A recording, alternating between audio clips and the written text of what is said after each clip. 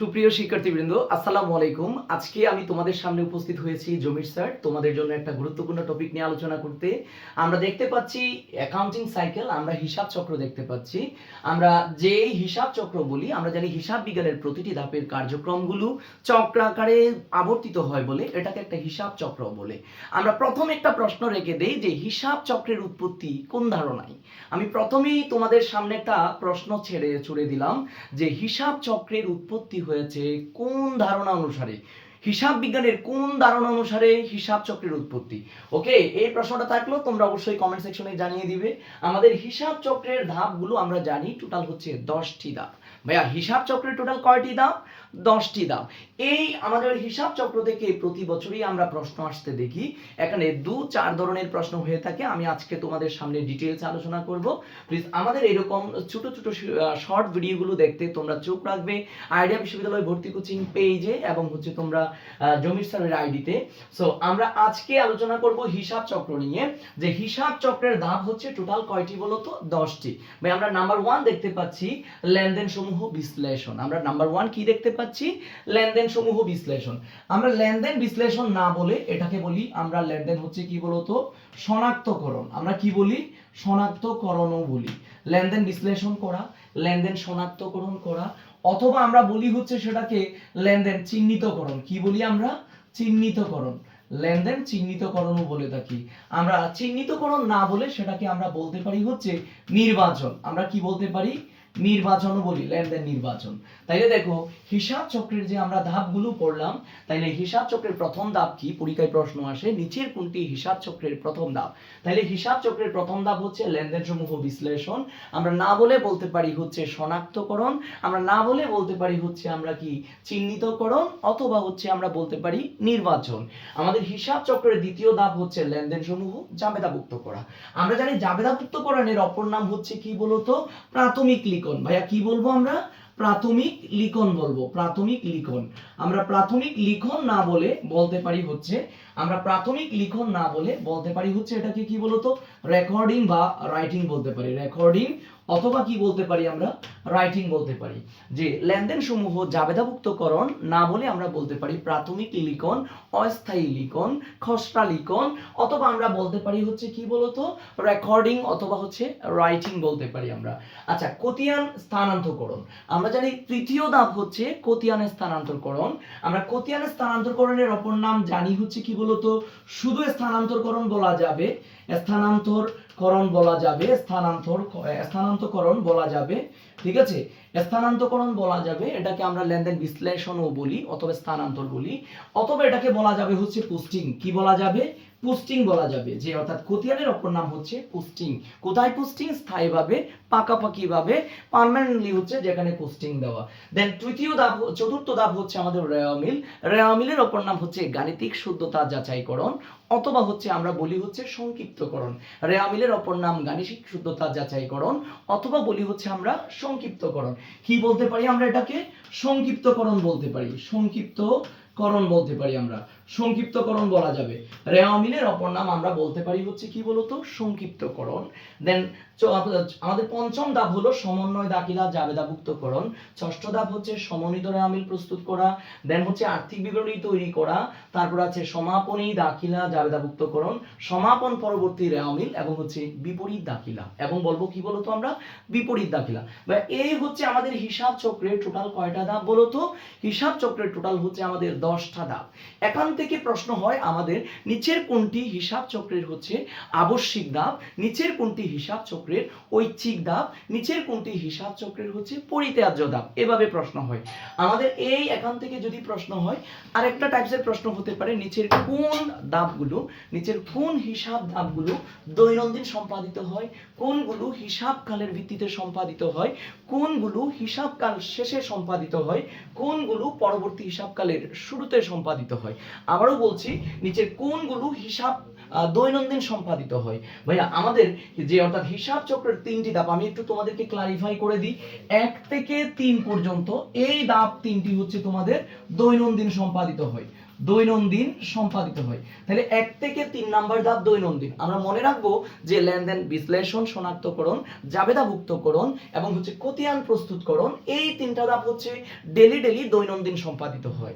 দেন আমরা 4 থেকে 7 নাম্বার ধাপ, আমি বলবো হচ্ছে 4 থেকে 7 নাম্বার ধাপ সম্পাদিত হয় হচ্ছে হিসাবকালের ভিত্তিতে আমরা বলবো হিসাবকালের ভিত্তিতে সম্পাদিত হয়। ঠিক আছে, তাহলে 4 থেকে 7। ভাইয়া আমরা কি তাহলে নাম্বারিং মুখস্থ করব না? কারণ পরীক্ষায় তো নাম্বারিং আসবে না ভাইয়া, পরীক্ষায় আসবে হলো আমাদের যে নিচের কোনটি হিসাবকালের ভিত্তিতে সম্পাদিত হয়, নিচের কোনটি দৈনন্দিন সম্পাদিত হয়, এইভাবে প্রশ্নগুলো হবে। তাহলে আমরা মনে রাখবো হচ্ছে রেওয়ামিল, সমন্বয় দাখিলা, সমন্বিত রেওয়ামিল, আর্থিক বিবরণী প্রস্তুত, এই 4টা ধাপ। আচ্ছা, এই 4টা ধাপ মিলে হচ্ছে আমরা অ্যাকাউন্টিং একটা প্রসেস, একটা অঙ্ক করি, একটা চ্যাপ্টার করি।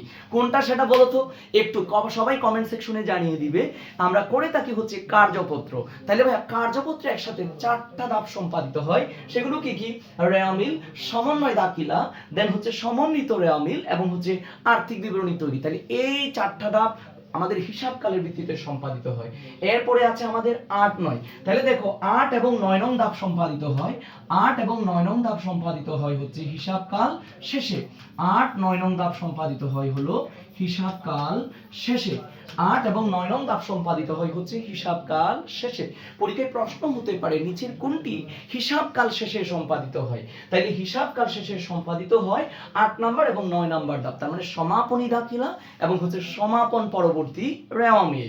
ওকে, আমরা তাই লাস্ট ওয়ানে চলে গেলাম। 10 নাম্বার ধাপ, আমাদের 10 নাম্বার ধাপ সম্পাদিত হয়, 10 নাম্বার ধাপ সম্পাদিত হয় পরবর্তী হিসাবকালের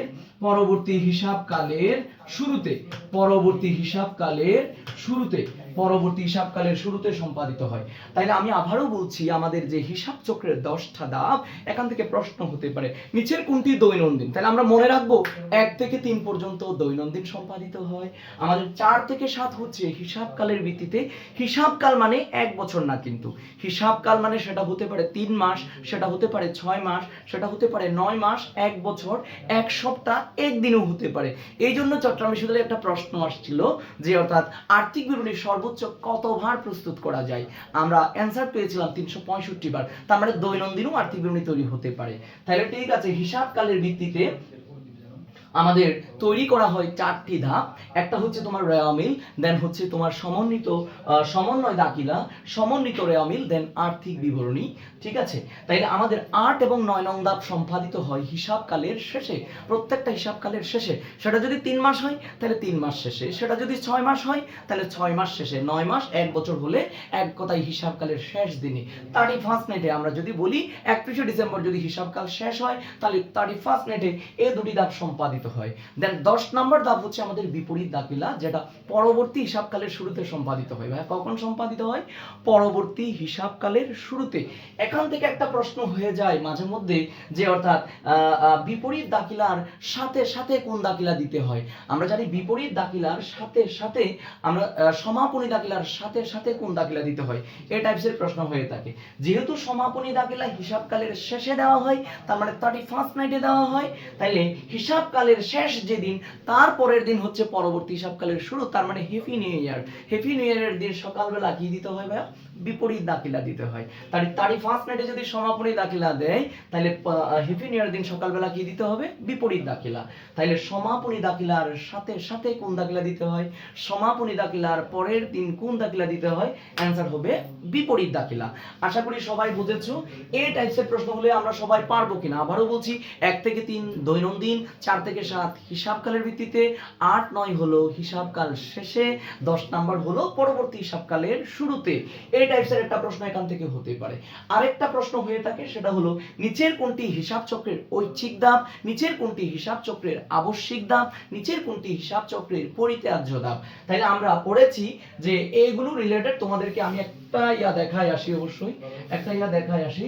তোমাদেরকে যদি পরবর্তী স্লাইডটা দেখাই, এই কথাগুলো আমাদের এখানে আছে।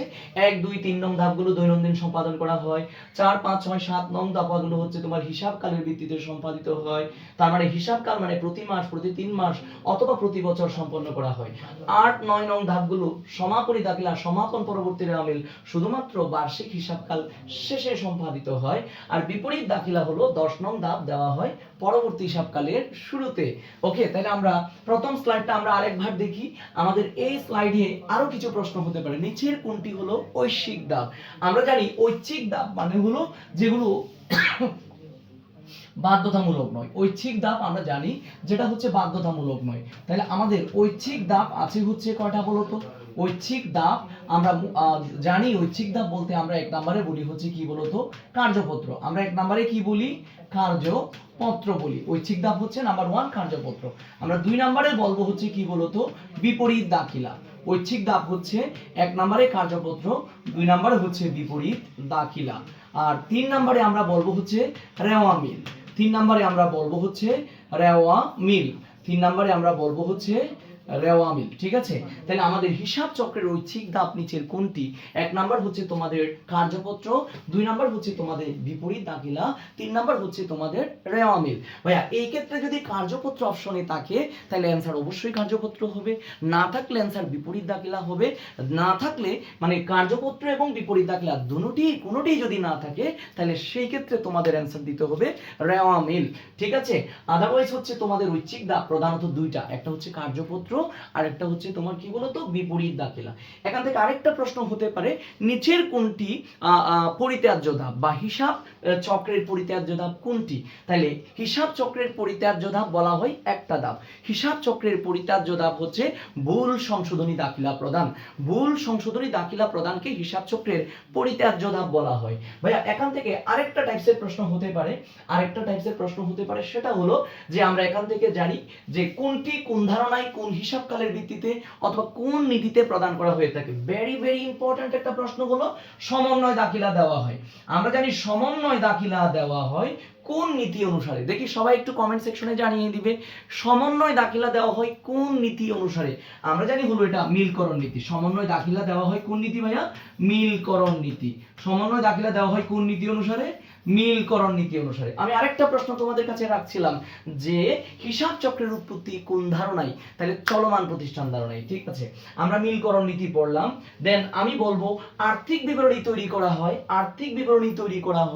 আর্থিক অবস্থার বিবরণী, তার মানে উদ্ধৃতপত্র তৈরি করা হয়, আর্থিক অবস্থার বিবরণী তৈরি করা হয় কোন ধারণা অনুসারে? আমরা জানি আর্থিক অবস্থার বিবরণী তৈরি করা হয় সেটা হচ্ছে চলমান প্রতিষ্ঠান ধারণায়। কোন ধারণায় ভাইয়া? চলমান প্রতিষ্ঠান ধারণায়। চলমান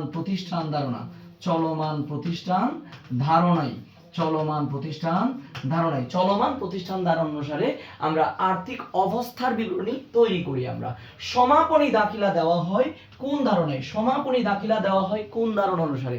ভেরি ভেরি ইম্পর্টেন্ট, অনেকবার আসা প্রশ্ন। তাহলে সমাপনী দাখিলা দেওয়া হয় হচ্ছে হিসাবকাল ধারণায়। ভাইয়া কোন ধারণায়? হিসাবকাল ধারণায়। সমাপনী দাখিলা দেওয়া হয় হলো হিসাবকাল ধারণা অনুসারে। ঠিক আছে, এখন আরেকটা প্রশ্ন আসে, বিপরীত দাখিলা দেওয়া হয় কোন ধারণায়? আমরা জানি বিপরীত দাখিলা দেওয়া হয় হচ্ছে যে চলমান প্রতিষ্ঠান ধারণায়। বিপরীত দাখিলা দেওয়া হয় হচ্ছে চলমান প্রতিষ্ঠান ধারণায়। বিপরীত দাখিলা দেওয়া হয় হচ্ছে চলমান প্রতিষ্ঠান ধারণায়।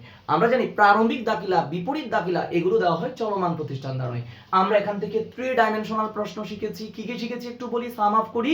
আমাদের হিসাব চক্রের ধাপগুলো কোনটি কখন সম্পাদিত হয়, তার মানে কোনটি দৈনন্দিন, কোনটি হিসাবকালের ভিত্তিতে, কোনটি হিসাবকাল শেষে, কোনটি পরবর্তী হিসাবকালের শুরুতে। এই টাইপসের একটা প্রশ্ন হতে পারে। আরেকটা প্রশ্ন হয় আমাদের যে হিসাব চক্রের ধাপগুলো কোনগুলো ঐচ্ছিক ধাপ, কোনগুলি আবশ্যিক ধাপ, কোনগুলো পরিত্যাজ্য ধাপ। তাইলে আমরা এগুলোও শিখেছি। আমাদের আরেকটা প্রশ্ন আসতে পারে যেগুলো আমি অলরেডি লিখে দিয়েছি, ভেরি ইম্পর্টেন্ট প্রশ্ন, অনেকবার আসা প্রশ্ন। এই হিসাব চক্রের উৎপত্তি কোন ধারণায়? চলমান প্রতিষ্ঠান ধারণায়। তারপরে হচ্ছে আমাদের যে সমন্বয় দাখিলা দেওয়া হয় মিলকরণ নীতি অনুসারে। আর্থিক অবস্থার বিবরণী তৈরি করা হয় চলমান প্রতিষ্ঠান ধারণা অনুসারে। সমাপনী দাখিলা দেওয়া হয় হিসাবকাল ধারণা অনুসারে। দেন বিপরীত দাখিলা, প্রারম্ভিক দাখিলা এগুলো দেওয়া হয় হচ্ছে আমাদের চলমান প্রতিষ্ঠান ধারণা অনুসারে। সবাই এরকম সুন্দর সুন্দর ভিডিও দেখতে এবং অ্যাকাউন্টিং এর হচ্ছে আমাদের শর্টকাট কিছু জিনিস হচ্ছে টেকনিক্যালি মনে রাখতে, আমাদের এই ভিডিওগুলো দেখতে আরডি বিশ্ববিদ্যালয় ভর্তি কোচিং এর যে আমাদের পেজে চোখ রাখো। সবাইকে অসংখ্য অসংখ্য ধন্যবাদ, এবং যদি ক্লাসটা তোমাদের ভালো লাগে অবশ্যই একটু বন্ধুদের মেনশন করে দিবে এবং হচ্ছে শেয়ার করে দিবে। আসসালামু আলাইকুম ওয়া রাহমাতুল্লাহ।